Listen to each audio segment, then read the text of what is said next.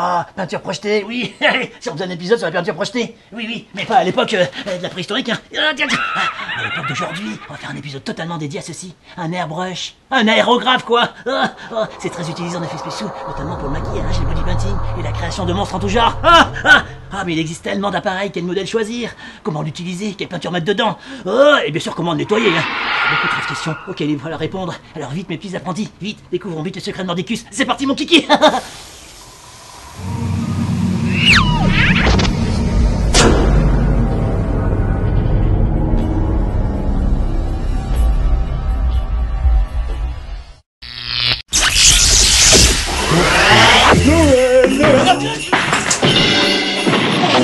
Non mais tu crois pas. Noël. Non, avec toutes ces guirlandes. Non mais qui a eu l'idée d'empâter ce pâte-à-pouf de bonhomme en rouge? En plus il est équipé d'une barbe. On peut rien faire, on peut même pas parler ni grogner. Moi qui voulais faire une entrée fracassante et silencieuse, eh ben j'ai fait qu'une entrée fracassante. Mais qu'est-ce que vous faites ainsi? Regardez-vous. Je pourrais t'en parler de vous. Non mais il y a rien là, il y a rien. En plus ça ne regarde pas. Non mais regarde-moi toutes ces couleurs là. Bah ça se voit pas, je m'entraîne pour aujourd'hui. Tu fais une paintball. Paintball? Pourquoi du paintball? On fait du paintball. Projection de peinture. Oui, non, oui, oui, on fait de la projection de peinture. Mais via ceci, un pistolet, un brush, voilà ça, et pas du paintball. Oh mais flûte, il fallait le dire. Et puis de toute façon, c'est la même chose. On aura de la peinture sur le corps. Puis j'ai pas à me plaindre par rapport au cobaye du jour. C'est le cobaye du jour ça. Oh mon dieu. Non, allez plutôt vous laver. Vous allez prendre du savon, vous allez frotter jusqu'à ce que ça mousse. Et après je vous veux propre ici. Allez, hop, illico presto. Oui, intéressons-nous aujourd'hui aux airbrush, aux aérographes. Oui, regardez-moi tous ces modèles qui se trouvent devant moi. Oui. Alors, ce que je vous propose, pour commencer, c'est de les voir en détail. Allez, c'est parti mon kiki. Airbrush et modèle. Oui, c'est en 1880 que les premiers brevets d'aérographes firent leur apparition. C'est pour vous dire que finalement cette découverte ne date pas d'hier. Et on s'en sert dans de nombreux domaines, comme par exemple le maquillage, les effets spéciaux, les ongleries, le tanning, les maquettes, les peintures, et même dans la pâtisserie. Et oui, car il existe des peintures alimentaires. Je crois qu'on a un peu abusé sur la mousse. Non mais c'est pas possible. Allez vous laver là. Je vous veux clean de chez Clean. Allez, dépêchez-vous. Oui. Bon, revenons aux aérographes. Et oui, voyons voir ensemble les différents types de modèles. On distingue principalement deux types d'aérographes. Le modèle simple action. Simple action. Et oui, une seule pression sur la gâchette permet de libérer l'air et la peinture qui se mélangent automatiquement. Alors c'est pratique, c'est simple, c'est efficace. Et on peut s'en servir notamment pour les encapsulages de prothèses transfert. On peut s'en servir également pour les actions de faux crâne, à condition de bien diluer la peinture. Mais c'est vrai qu'on a tendance à préférer en effets spéciaux le deuxième modèle, le double action. Double action. Et oui, une première action en appuyant sur la gâchette libérant l'air, et une deuxième action en poussant la gâchette vers l'arrière, libérant ainsi la peinture. Et qu'est-ce qu'on a ainsi? On a le mélange qui se fait automatiquement. Alors, ça bien sûr c'est un bon coup de main à prendre. Mais une fois que vous savez bien gérer votre airbrush, vous faites des travaux magnifiques. Alors, hop là.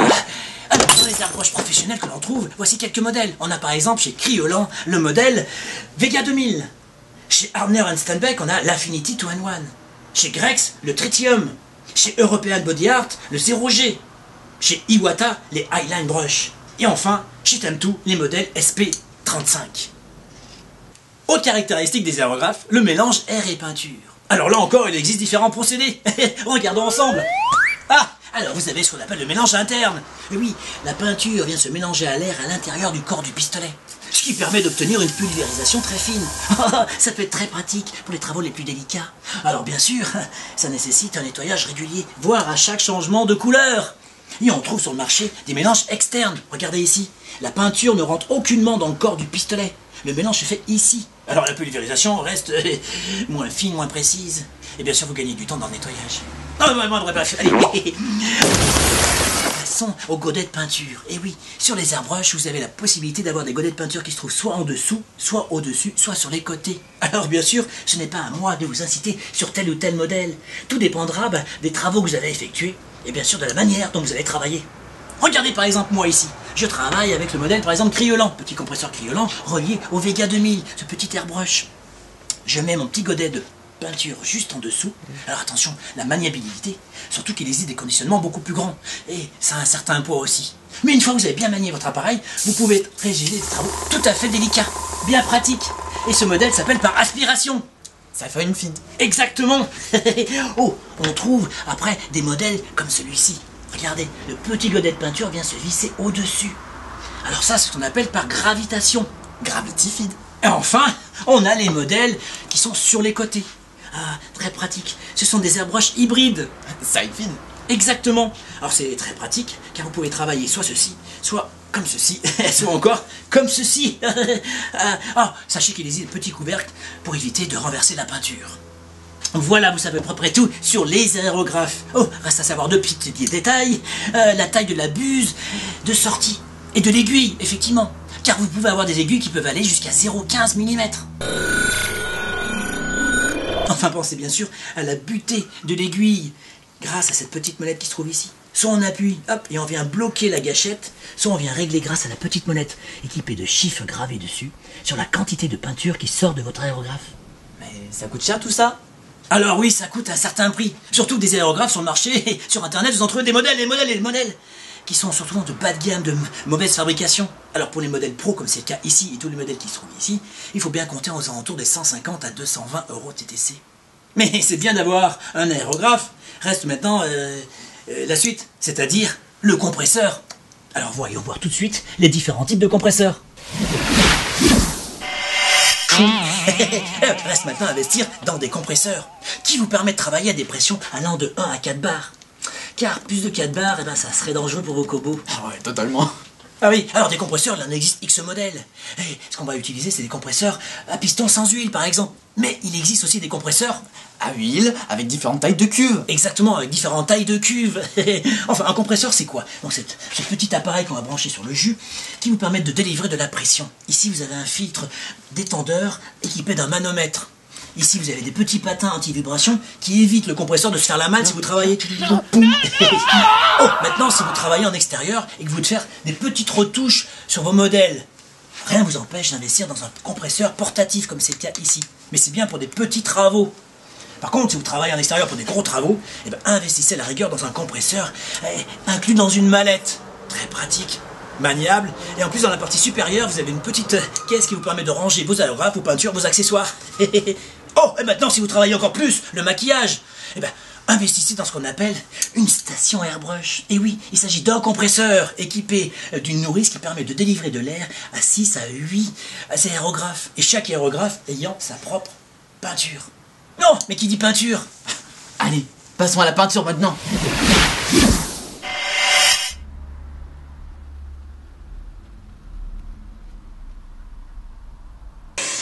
Oh, les peintures! Sachez qu'il existe plus de 80 couleurs en peinture aérographe. Mais avant de choisir la couleur, choisissez bien sûr le type de peinture qu'il vous faudra. Car il existe des peintures à l'eau, comme c'est le cas ici. Gros conditionnement, petit conditionnement ou encore celui-ci. Alors c'est très pratique, c'est très beau et magnifique. Mais sachez qu'il existe des peintures à alcool qui tiennent parfaitement bien sur les body painting, à condition de ne pas projeter trop près des muqueuses et trop près des yeux non plus. Et en peinture à alcool, vous avez par exemple aussi ces modèles qui se trouvent ici. Très pratiques pour les FX. Enfin, vous avez des peintures plutôt à base de silicone. Alors toutes ces peintures-là, c'est très bien. Mais il faut bien sûr choisir la bonne consistance. Regardez par ici. Je prends un carton et j'utilise cette peinture qui est assez vieille. Je la mets ici sur le côté. Et regardez, qu'est-ce qui va se passer? Elle a tendance à couler délicatement. Elle est trop épaisse pour être dans un aérographe. Et oui, elle a trop vieilli. Il faudra la diluer. Par contre, tiens, si j'utilise cette peinture qui se trouve ici, qui est plus liquide, hop, je la positionne. Et regardez. Tout de suite, elle coule. Donc, ce qui veut dire que celle-ci sera très très bien pour les aérographes. Allez, passons maintenant, si vous voulez bien, eh ben, au pochoir.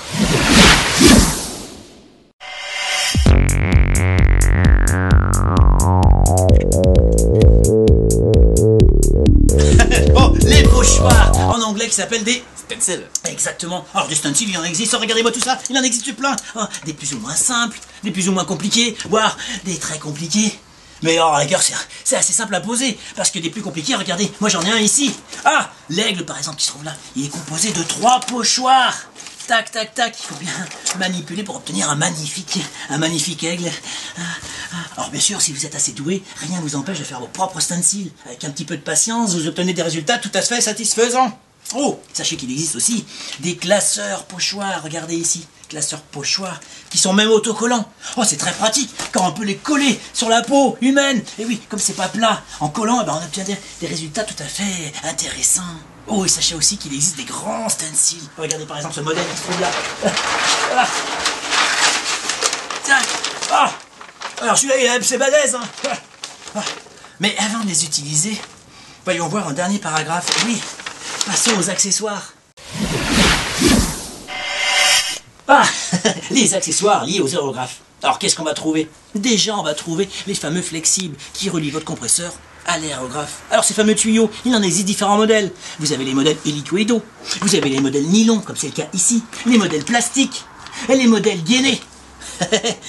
Ensuite, vous pouvez aussi acheter des petits supports pour votre aérographe. C'est le cas ici, c'est le cas ici encore. Ou alors, vous avez ce modèle très pratique qu'on vient poser sur la table. Voilà. Reste maintenant à penser au nettoyage de votre pistolet. Alors là, je vous conseille d'investir dans une station de nettoyage. Vous mettez votre aérographe ici et vous venez vider toute la peinture qui se trouve dedans.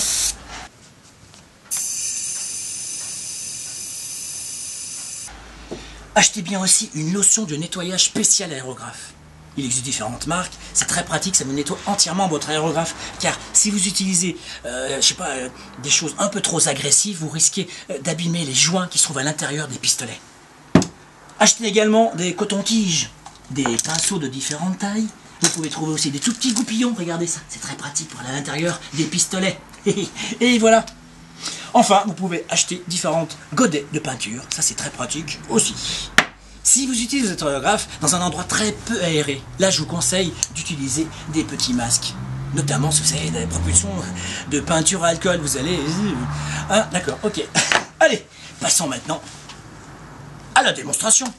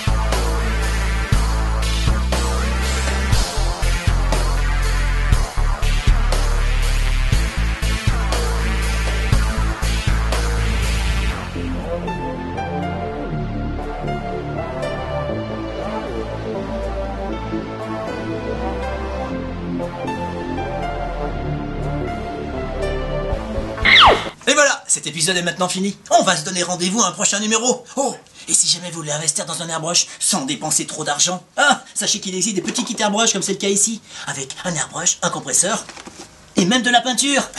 Et si vous voulez en savoir plus, il existe des livres sur l'airbrushing. Si vous avez d'autres questions, posez-les nous en dessous de la vidéo ou sur notre page Facebook. On vous répondra, y a pas de souci. Aimez notre page Facebook et abonnez-vous à la page YouTube bien sûr.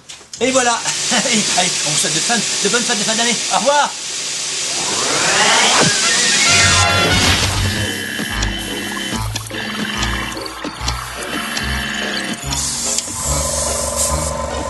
Ah bah non.